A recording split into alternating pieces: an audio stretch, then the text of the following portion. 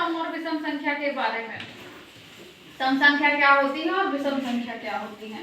तो हमने यहाँ लिखा है सम संख्या, सम को इंग्लिश में बोलते हैं एवन। सम संख्या को बोलते हैं एवन नंबर और विषम संख्या को बोलते हैं ऑड नंबर। तो एवन नंबर क्या होता है, वह संख्या जो 2 से पूर्णतः विभाजित हो सम संख्या कहलाती है। इसका मतलब ये है कोई भी ऐसी संख्या जिसमें 2 का पूरा भाग चला जाए। ठीक है, जैसे कि हम 2 में अगर किसी भी संख्या, जैसे हमने 18 में 2 का भाग दिया, कितनी बार 2 × 18 भाग, जैसे हमने 18 में दिया 2 नाम 18 पूरा भाग चला गया ना, यहाँ कुछ नहीं बचा शेष है ना। ये 18 क्या हो गई, सम संख्या, क्योंकि इसमें 2 का पूरा भाग चला गया, कुछ भी शेष नहीं बचा। तो ऐसी सभी संख्याएं जिनमें 2 का पूरा भाग चला जाए, कुछ भी शेष ना बचे, सम संख्या कहलाती है। और विषम संख्या जिसमें 2 का पूरा भाग ना जाए, कुछ शेष बचे, वो क्या है, विषम संख्या है। जैसे मान लो हमने 13 में 2 का भाग दिया, तो 2 × 12, एक शेष बच गया ना, एक बच गया ना नीचे, तो मतलब 13 विषम है, क्योंकि इसमें 2 का पूरा भाग नहीं गया है। इतना आया समझ में जी। ये अब देखो यहाँ हमने 1 से 100 तक आड़ी गिनती लिखी हुई है। आड़ी मतलब इस साइड, ठीक है। तो यहाँ पे हमने इसको लिखा हुआ है।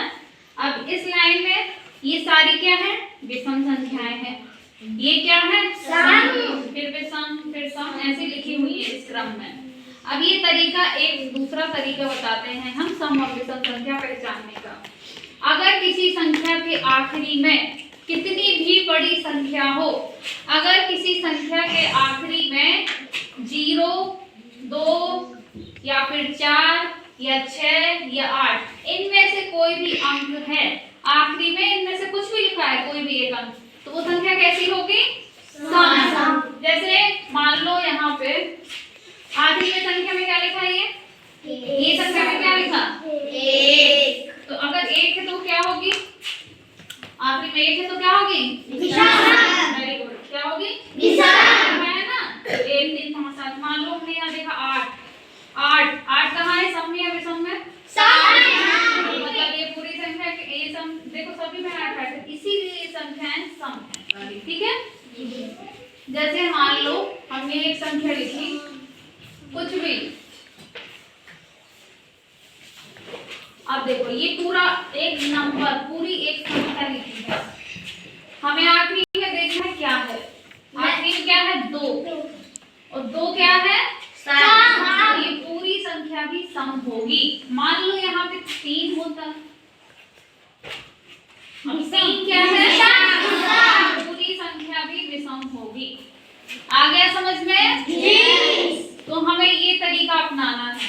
अगर किसी संख्या के अंत में 0, 2 या 4 या 6 या 8 है, तो वो संख्या सम होगी।